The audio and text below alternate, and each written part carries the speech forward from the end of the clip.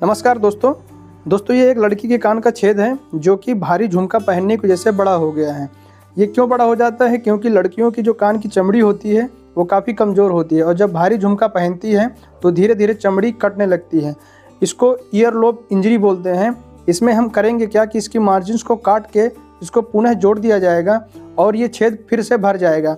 फिर इसके बाद हम इसको नया छेद करेंगे और ये 12 फिर से पहन सकती हैं।